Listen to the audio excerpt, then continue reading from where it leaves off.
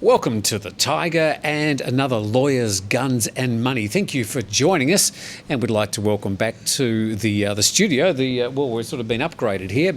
Ben Hart from Integrity Legal. Thank you, Ben. Thank you very much, Tim. I'm really happy to be here. Thanks a lot. So today we're talking about civil partnerships. Now, this is something that's sort of been around for a while.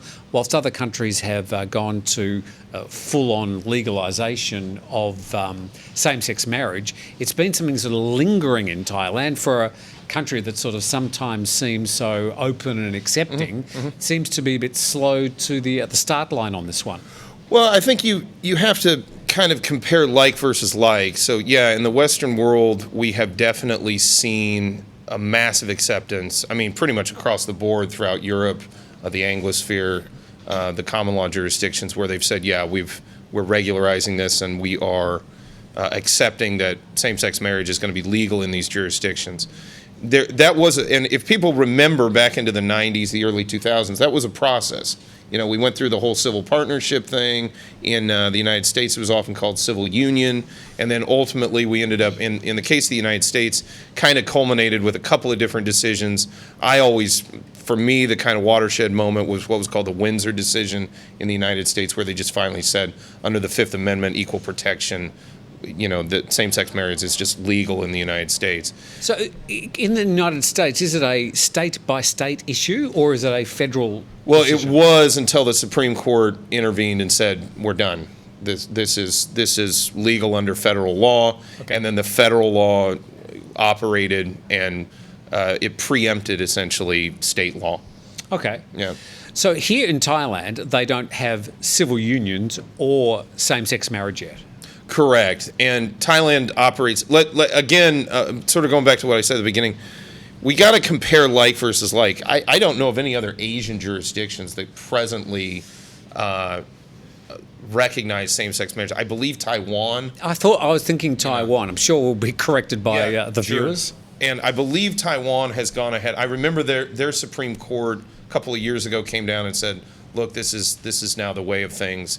But it even had kind of a delayed implementation, I think, to allow the civil bureaucracy to go ahead and bring that fully online.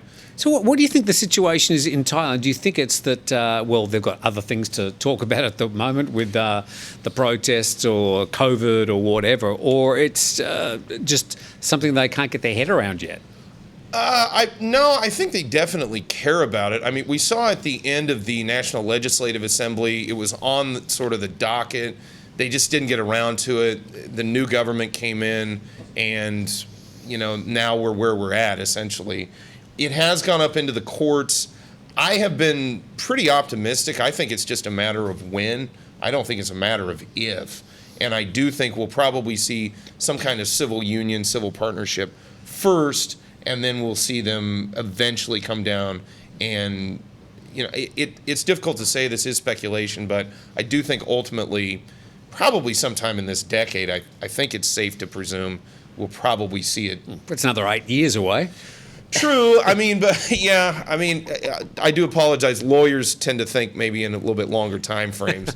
It takes a little while for these things to happen. So recently we had the Constitutional Court handing down that the same-sex marriage issue was something that would have to be decided in Parliament, right, and it was not a constitutional issue, which I thought was, well, they were either handballing it back to the Parliament, or they were basically saying, look, you know, this has nothing to do with us. We don't really want to be making a decision about this.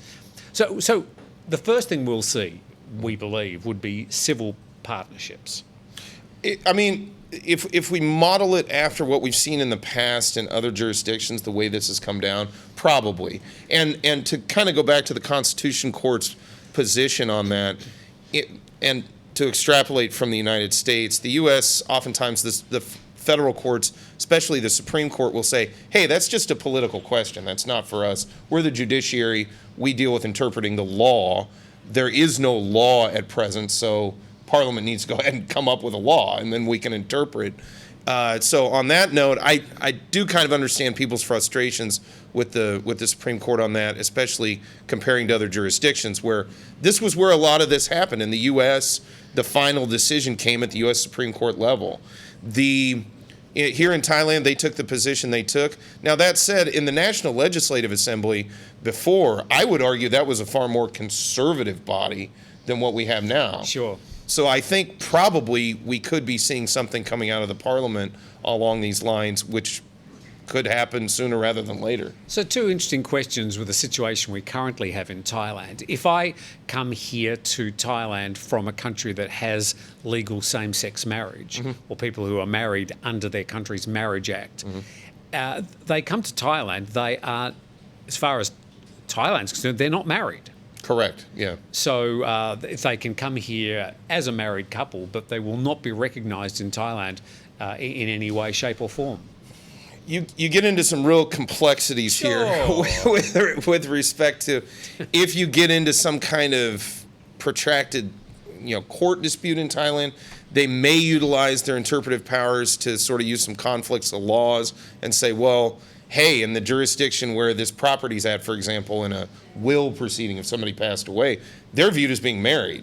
And I, not being a Thai attorney specifically, but having been around the legal system here and having a doctorate in dealing with comparative law, I can definitely see where there may be situations where the court does kind of look out and say, well, under that jurisdiction, they're married, and maybe with regard to certain property issues, marital disputes, maybe you could see a situation where there would be some adoption of sort of foreign legal principles in a limited way. So I suppose all we could say is good luck with that. Yeah, right. Well, yeah. And then the other one would be if you were to come to Thailand from the US or Australia or Europe or the UK or from anywhere else that had same-sex marriage in their countries, and you brought with you a celebrant or a minister of a religion, could you legally get married in Thailand, sign all the documents, and then go back to your own country? Or Same sex. Yeah. Or do you have to actually do it in that country where the law is passed? Well, you could. Sorry for the question without notice. Sure, no problem. No, well, what it actually comes down to, the crux of that question is actually a little bit simpler analysis, which is the basic operation of what's called the Thai civil marriage registration system. So here in Thailand, I deal with this a lot when we deal with fiancé visa cases back in the United States. People often ask me, they say, well, what if we come over there and we have a marriage ceremony? How does that operate with respect to our visa?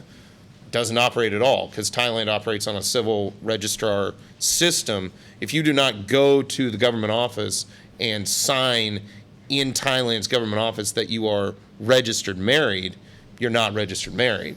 So then same-sex couples wouldn't be able to do that here in Thailand. No, currently, as the law states, if you went to a civil registrar office and said, the Ampur, the CAT here in Bangkok, and you said, hey, I'd like to sign with my same-sex partner as being married, they say, hey, we're sorry, that is not currently an option under Thai law. So, yeah, you could have a ceremony. In fact, I've seen many same-sex couples, clients of our firm, for example, that have done very elaborate ceremonies in some cases, but ultimately it's really sort of irrelevant per Thai law. So they'd have to go back to their own country and have a civil, some sort of civil occasion, even though they might have all the elaborate fluff in some foreign country. Sure. They'll have to go back and do it legally in their own country. Correct, or a third country that allows it. For example, we've seen a lot of folks that have traveled to the United States as tourists just to get married there.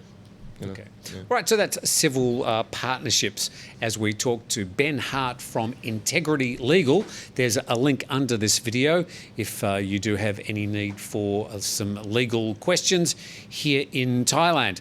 Ben, thanks, and we'll speak to you next time. Thanks very much. So that's Lawyers, Guns and Money here at the Thaiger, and we do a whole series. I think we've got 5 or 6 out of them already, and yeah, you can also recommend some topics that you'd like Ben and me to talk about, and we thank you very much for watching here at the Thaiger.